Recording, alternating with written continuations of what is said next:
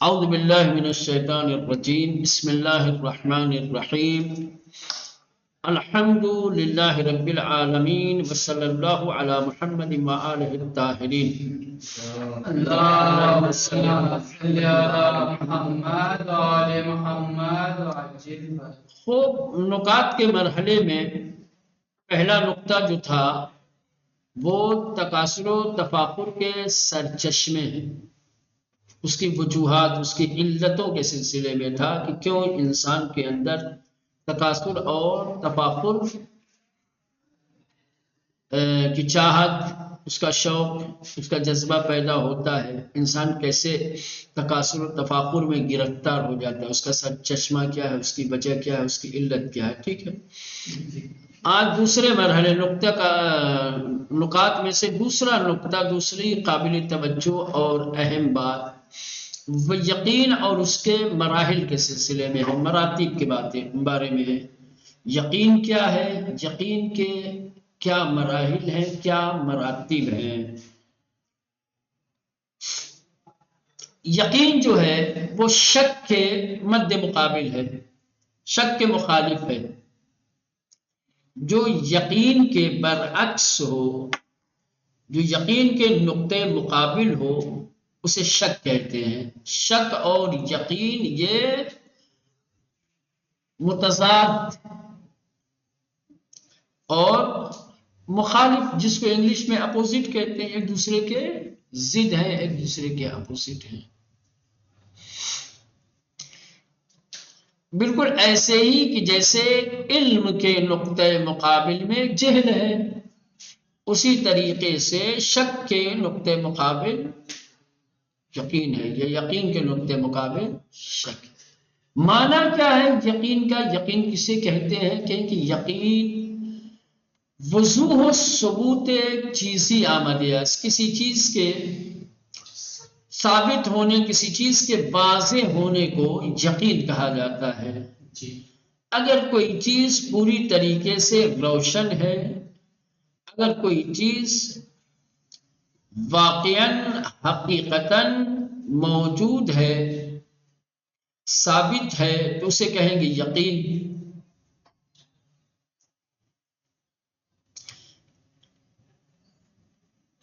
اخبار اور روایات کے مطابق ہماری احادیث اور روایات کی کتاب میں یقین کے حوالے سے، یقین کے سلسلے میں بہت ساری احادیث، بہت ساری روایتیں آپ کو مل جائیں گی. لیکن یہاں پر جو ذکر کیا ہے وہ یہ ہے کہ روایات اور احادیث کے مطابق روایتوں سے یہ پتہ چلتا ہے کہ یقین ایمان کا مرتبہ عالی ہے.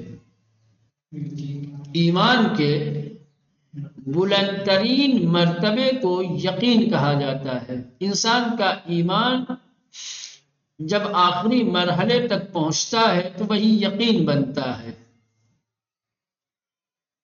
گویا یقین ایمان کا ایک درجہ ہے، ایمان کا ایک مرحلہ ہے. کون سا مرحلہ؟ مرحلہ عالی، مرحلہ آخر، مرحلہ کمال.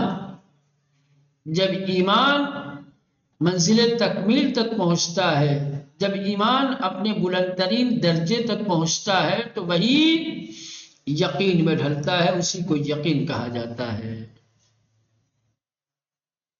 جیسے پانچویں امام کی روایت یہاں پہ دی گئی ہے. پانچویں امام فرماتے ہیں کہ ایمان اسلام سے ایک درجہ بلند ہے. پہلے اسلام ہے، پھر ایک مرحلہ، ایک مرتبہ آگے بڑھیں گے تو ایمان آئے گا. گویا ایمان کا درجہ اسلام سے بڑا ہے. اور پھر تقوی ایمان سے ایک درجہ بالا تر ہے. ایمان کے بعد تقوی کی منزل، تقوی کا مرحلہ آتا ہے، اور یقین تقوی سے بھی بڑی منزل ہے. یقین تقوی سے ایک درجہ بالا تر ہے. اس کے بعد امام فرماتے ہیں، کہتے ہیں کہ لوگوں کے درمیان یقین سے کمتر کوئی چیز تقسیم نہیں کی گئی۔ لوگوں میں سب سے کم جو چیز بانٹی گئی ہے، تقسیم کی گئی ہے، لوگوں کو جو دی گئی ہے، وہ یقین ہے۔ مرحلہ یقین تک بہت کم لوگ پہنچ پاتے ہیں۔ منزل یقین تک پہنچنے والے افراد بہت کم ہیں۔ ٹھیک، تو اس روایت سے یہ بات واضح ہو جاتی ہے کہ مولانا ایمان کے بلند اور عالی مرتبے اور درجے کا نام ہی یقین ہے۔ دیکھیں، پہلے مرحلے میں اسلام ہے، اسلام سے ایک درجہ بلند ایمان ہے، ایمان سے ایک درجہ بلند تقویٰ ہے، تقویٰ سے ایک درجہ بلند یقین ہے۔ ٹھیک، تو گویا آپ دیکھ رہے ہیں کہ یہ ساری چیزیں اسلام اور ایمان سے نکلی ہیں اور درجہ بڑھتا گیا اور یقین تک پہنچے۔ اس کا مطلب یہ ہوا کہ ایمان کا جو آخری مرحلہ اور آخری درجہ ہے وہی یقین ہے۔ ٹھیک، سمجھ میں آیا؟ چلے، یقین نقطۂ مقابل شک ہے، کہہ رہے کہ یقین شک کے نقطۂ مقابل ہے، اس کے برابر، اس کے مخالف آتا ہے، اس کی ضد ہے۔ ایک طرف یقین، دوسری طرف شک ہوتا ہے، اس کے مد مقابل ہے۔ ہمن گونے کی علم نقطۂ مقابل جہلس، بالکل ویسے ہی کہ جیسے علم کے نقطۂ مقابل میں جہل ہے۔ وبمعنی یہ وضوح و ثبوت چیزی آمدے اس، اور یہ یقین کسی چیز کے واضح ہونے اور ثابت ہونے کے معنی میں ہے۔ یقین یعنی وضوح و ثبوت چیزی، کسی چیز کا واضح ہونا، روشن ہونا، جس میں کوئی ابہام نہ ہو، کوئی تردید نہ ہو، کوئی شک نہ ہو، کوئی چیز اس طریقے سے ثابت ہو، اس کی حقانیت اتنی واضح ہو کہ اس کے بارے میں کوئی اور گمان ہی نہ ہو، تو اسے کیا کہیں گے مولانا؟ یقین۔ بطبق انچ از اخبار و روایات استفادے میں شود، اور جو کچھ روایات اور احادیث سے استفادہ ہوتا ہے اس کے مطابق، جب ہم روایات دیکھتے ہیں، احادیث دیکھتے ہیں، تو احادیث اور روایات سے استفادہ ہوتا ہے۔ کیا استفادہ ہوتا ہے کہ بمرحلہ عالی ایمان یقین گفتے میں شبد، کہ ایمان کے بلند اور عالی مرحلے اور مرتبے کو ہی یقین کہا جاتا ہے۔ ایمان کی جو بلند ترین منزل ہے، ایمان کا جو عالی مرتبہ اور رتبہ ہے، مقام ہے، اسی کو کہتے ہیں یقین۔ امام باقر علیہ السلام فرمود، امام محمد باقر علیہ السلام فرماتے ہیں، ایمان یک درجے از اسلام بالاتر است، کہ ایمان اسلام سے ایک درجہ بلندتر ہے، بالاتر ہے، بڑا درجہ ہے ایمان کا اسلام سے ایک درجہ۔ وتقویٰ یک درجے از ایمان بالاتر است، اور تقویٰ ایمان سے ایک درجہ بالاتر ہے۔ ویقین یک درجے برتر از تقویٰ، اور یقین تقوی سے بھی ایک درجہ بالاتر ہے۔ سپس افزود، اتنا بیان کرنے کے بعد امام مزید فرماتے ہیں، ولم یقسم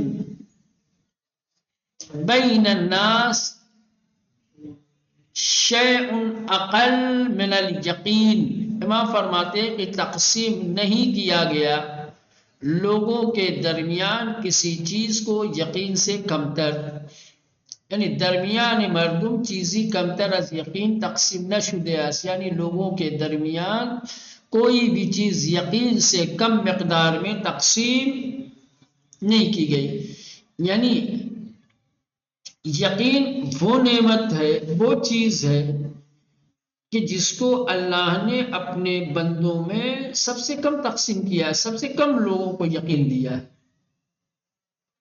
یقین کوئی معمولی چیز نہیں ہے، کوئی چھوٹا مرحلہ، کوئی چھوٹا مرتبہ اور مقام نہیں ہے، یہ سب کو میسر نہیں ہوتا، اس مرحلے تک ہر انسان نہیں پہنچتا۔ اسلام کے مرحلے تک انسان پہنچ جائے بڑی بات ہے، اس سے بڑی بات ہے کہ انسان ایمان کے مرحلے تک پہنچ جائے، پھر اس سے بڑی بات یہ ہے کہ انسان تقوی کی منزل تک پہنچ جائے، پھر آخری منزل ہے یقین۔ ہم اگر موجودہ مسلمانوں کے صاحبان ایمان کے حالات کا اگر جائزہ لیں مولانا، تو حقیقت یہی ہے کہ ہم تو ابھی مرحلہ اسلام تک بھی نہیں پہنچے ہوئے ہیں۔ ہاں، اسلام کی جو تعریف کی گئی ہے، اسلام کی جو حقیقت بیان کی گئی ہے، اسلام کی جو وضاحت کی گئی ہے، اس کے آئینے میں اگر ہم اپنے آپ کو دیکھیں تو مولانا ہم تو مسلمان بھی نظر نہیں آئیں گے، چھ جائے کہ مومن اور مرحلہ ایمان تک پہنچے، پھر یقین، منزل یقین انبیاء کی، ائمہ کی منزل ہے۔ یہ نعمت، یہ درجہ، یہ مقام ہر ایک کو نہیں دیا گیا ہے، بہت کم لوگوں کو یہ نعمت ملی ہے، بہت کم لوگ اس مرحلے تک پہنچے ہیں۔ اللہ نے یقین سے کمتر کوئی چیز بانٹی ہی نہیں ہے، بندوں کے درمیان تقسیم ہی نہیں کی ہے۔ چلیں یہ ہو گیا۔ اب آئیے راوی سوال میں کند یقین چیست می فرماید التوکل علی اللہ والتسلیم للہ والرضا بقضاء اللہ والتفویض الی اللہ۔ مولانا چونکہ امام علیہ السلام نے اس حدیث مبارکہ میں یقین کو ایمان کا مرحلہ عالی قرار دیا ہے، یقین کو ایک عظیم مرتبہ، ایک عظیم مقام کے طور پر امام نے بیان کیا ہے، تعارف کروایا ہے، اور امام نے کہا کہ یہ وہ نعمت ہے کہ جس کو اللہ نے اپنے بندوں میں سب سے کم بانٹی ہے۔ ٹھیک، تو جو راوی ہے اس روایت کا، شوق پیدا ہوا جاننے کا کہ بھئی یہ یقین کہ جو اتنا بلند مرتبہ اور مقام رکھتا ہے یہ ہے کیا؟ منزل یقین کو جاننے کی تشویش ہوئی، شوق پیدا ہوا کہ جانے یقین کیا ہے کہ جس کو اللہ نے سب سے کم تقسیم کیا ہے، جو ایمان کا بلند ترین مرتبہ ہے۔ تو راوی نے سوال کیا کہ مولا یقین کیا ہے، یقین کسے کہتے ہیں؟ میں فرمایا، تو امام نے سائل کے سوال کے جواب میں فرمایا التوکل علی اللہ، یقین کے مراحل ہے، اللہ پر توکل کرنا، اللہ پر تکیہ کرنا، بھروسہ کرنا۔ اب یہ ساری وہ چیزیں ہیں جس کی تفصیلی وضاحت کی ضرورت ہے مولانا، لیکن وقت مختصر ہونے کی وجہ سے ہر ایک جملے کی تفصیل نہیں بیان کی جا سکتی۔ حقیقت توکل کیا ہے، توکل کسے کہتے ہیں؟ توکل یہ کہ انسان جب کسی کام کا ارادہ کرے ٹھیک تو اس کے لیے پوری جد و جہد کرے اور اس کا نتیجہ خدا پر چھوڑ دے۔ سمجھ رہے ہیں؟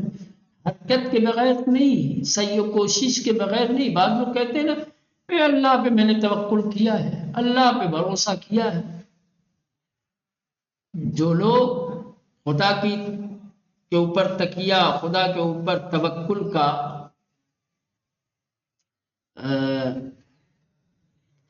اشارہ کر کے، توکل کی بات کر کے ہاتھ پہ ہاتھ دھرے بیٹھے ہوتے ہیں، یہ توکل نہیں ہے، یہ نادانی ہے۔ یہ کون سی توکل؟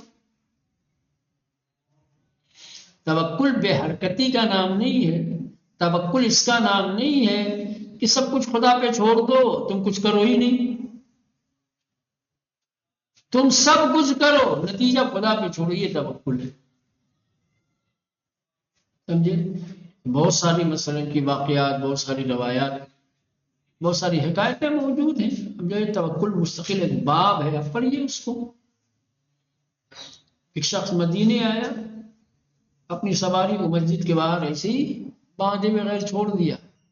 وہ مسجد میں آیا، پیغمبر سے ملاقات کی. نبی کریم نے پوچھا کیسے آیا؟ کہا اونٹ سے آیا. کہا تمہارا اونٹ کہاں ہے؟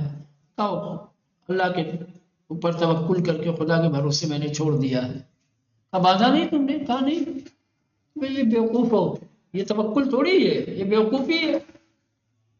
توکل یعنی جس چیز کا جو سبب ہے اس سبب کا استعمال کیا جائے، سبب کو بروئے کار لایا جائے اور پھر کہا جائے کہ اللہ نگہبان ہے، اللہ مددگار ہے، اللہ ہی مثلا اس کا بہترین نتیجہ ہمیں عطا کرے گا.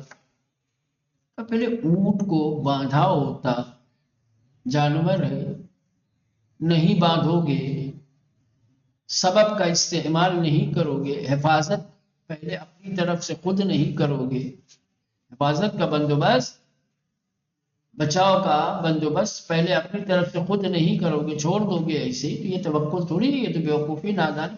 پہلے باندھا ہوتا، کسی کے سپرد کیا ہوتا، کسی کو نگہبان بنایا ہوتا، یا کم از کم خود باندھتی ہوتے، اور پھر کہتے کہ میں نے اللہ پہ توکل کیا، تو یہ واقعی توکل کہلاتا. لیکن جو تم نے کام کیا ہے وہ توکل نہیں ہے، وہ بیوقوفی ہے، نادانی. جانور نہیں باندھو گے تو کیا ہوگا؟ جانور کی حفاظت، جانور فرار نہ کرے، جانور گم نہ ہو، اسی لیے تو اس کو باندھا جاتا ہے. یا جب کھلا ہوتا ہے تو نگہبانی کی جاتی ہے، دیکھا جاتا ہے کدھر کدھر جا رہا ہے. تم تو اندر ہو، فرعون باہر. یہ کون سا توکل ہے؟ چلے بار صورت تو التوکل علی اللہ، اللہ پر توکل، اللہ پر بھروسہ. والتسلیم للہ، مولانا یہ سارے منازل ہیں عرفان کے، یہ سارے مراحل. والتسلیم للہ، اللہ کے لیے سلنڈر ہو جانا، اللہ کے سامنے تسلیم. حکم پروردگار، رضا رضا پروردگار، جو اللہ نے کہہ دیا انسان کہے چش، اطاعت، ختم. جہاں انسان اپنی رضا کو اللہ کی رضا کے حوالے کرتے، اپنی خواہشات کو، اپنی چاہتوں کو اللہ کی مشیت کے حوالے کر دے. اب میری کوئی رضا ہی نہیں ہے، اللہ کی چاہے گا اس سے بس میں تسلیم، میں سلنڈر ہوں. اللہ چاہتا ہے کہ میں بیمار رہوں، سلنڈر. اللہ چاہتا ہے میں تندرست رہوں، اللہ چاہتا ہے میں غریب رہوں. اللہ نے میری مفلسی کا ارادہ کیا ہے، میں اسی میں خوش ہوں. اللہ نے میری غربت و ناداری کا ارادہ کیا ہے، وہ چاہتا ہے کہ میں غریب ہوں، تسلیم ہے. جو حکم دیا، نماز روزہ حج زکات، جو بھی اللہ کے دستورات ہیں،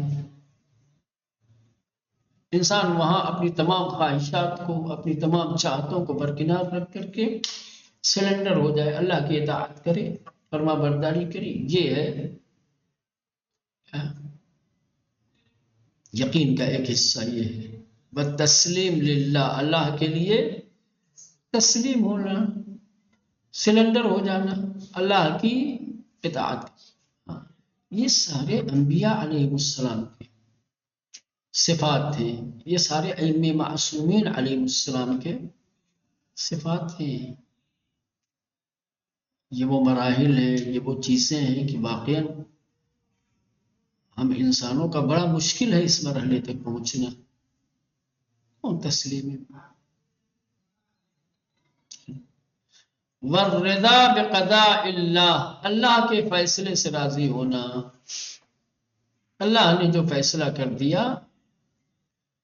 والتفویض الی اللہ، اپنے تمام کاموں کو اللہ کے حوالے کر دینا، اپنے تمام کاموں کو اللہ کے حوالے کر دینا. یہ ہے یقین. دیکھو خدا پر توکل کتنا ہے، اطاعت خدا میں تسلیم کتنے ہو. قضاء و قدر الہی سے کتنا راضی ہو، تم نے اپنے امور کو خدا کے حوالے کتنا کیا ہے۔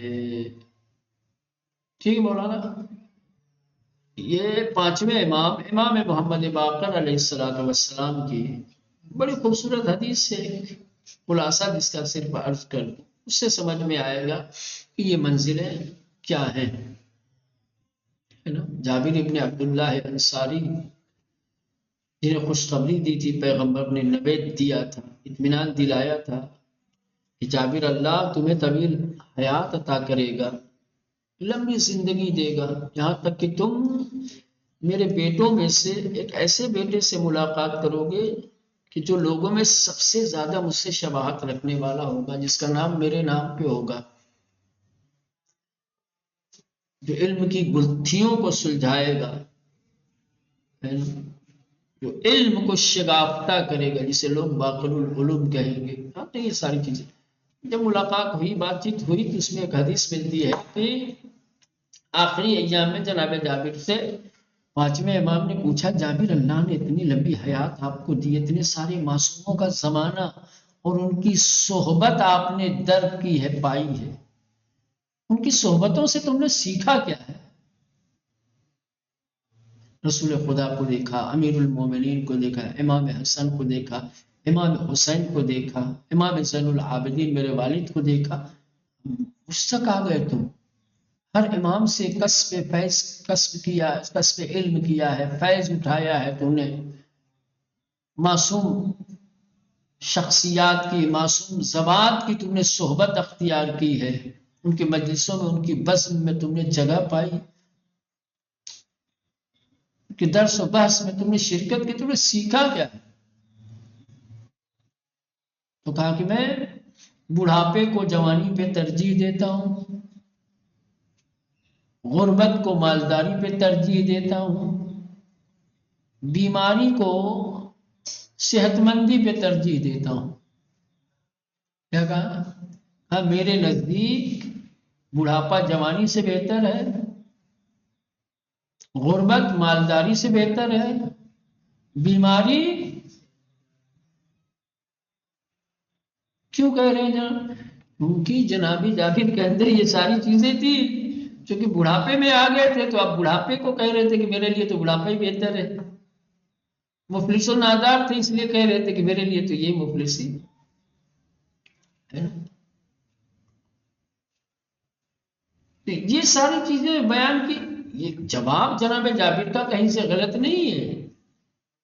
کوئی بھی صاحب شعور، عقل مند، ذہین انسان ہوتا، بامعرفت انسان ہوتا تو یہی جواب دیتا۔ ایک انسان سے ایسے سوال کا ایسے ہی جواب کی توقع ہو سکتی، اس سے بہتر جواب دے نہیں سکتا،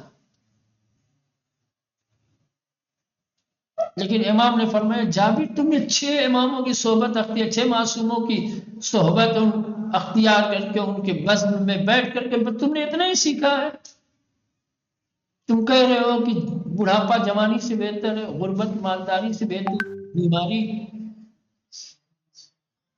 کا۔ ہم اہل بیت کی حالت یہ ہے کہ اگر اللہ ہمیں جوانی دیتا ہے تو جوانی بہتر ہے، بڑھاپا دے تو بڑھاپا بہتر ہے، صحت مند رکھے تو صحت مند سے ہم راضی ہیں، اگر بیمار رکھے تو بیماری میں ہم خوش ہیں، اگر مالدار ہمیں بنا دے، مال دے دے، پیسہ دے دے تو مالداری ہمارے لیے بہتر ہے۔ یعنی ہماری اپنی کوئی خوشی نہیں ہے، ہماری اپنی کوئی پسند ہے ہی نہیں ہے، تم تو کم سے کم اپنی پسند کا اظہار کر رہے ہو، تمہاری نظر میں بہتر کیا ہے وہ تو بتا رہے ہو نا، کہ میرے نزدیک بڑھاپا بہتر ہے، یعنی تم بڑھاپے کو بہتر سمجھتے ہو، تم بڑھاپے کو بہتر سمجھتے ہو، کیونکہ اللہ نے تمہیں بوڑھا بنایا ہے، ضعیفی تک تمہیں پہنچایا ہے، اس لیے تم نہیں بڑھاپے کو پسند کر رہے ہو۔ تو امام نے جواب دیا کہ ہم کو تو اللہ جس حال میں رکھے ہم اسی سے خوش ہیں، اسی سے راضی ہیں، وہی ہماری پسند ہے۔ یعنی جابر نے اپنی پسند بتائی ہے اور امام نے کہا کہ ہماری کوئی پسند ہم ہی نہیں ہے، میرا رب جو میرے لیے پسند کرے وہی میری پسند ہے، میرا رب میرے لیے جو چاہے جس حال میں رکھے جس حال تک پہنچا دے ہم اسی میں راضی ہیں، اسی میں خوش ہیں. یہ ہے وما تشاؤون الا ان شاء اللہ. بڑی یہ سب مراحل ہے، یہ عرفان کی باتیں ہیں. اب ہم لوگ جیسے گنہگار اور بے علم لوگ کیا پتہ ہے پیچھے بڑی چیز ہے. چلے اللہ کرے کہ ہم سب کو ان تمام مراحل اور ان تمام درجات اور ان تمام منازل تک انشاءاللہ پہنچائے. خصوصاً یقین جو ایمان کا مرحلہ عالی ہے ہم سب کو انشاءاللہ اس مرحلے تک پہنچنے میں مدد کرے اور ہم سب کو اس منزل اس مرحلے تک پہنچائے انشاءاللہ.